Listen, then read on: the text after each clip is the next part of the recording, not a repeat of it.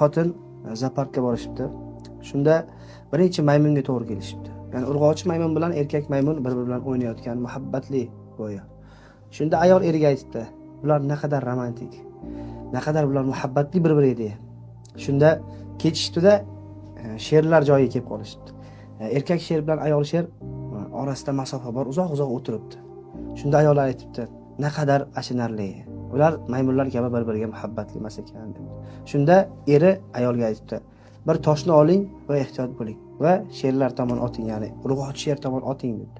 Shunda ayol toshni olib otsa, erkak sher qanchalik u tomonga sakraganini, o'kirganini ko'ribdi.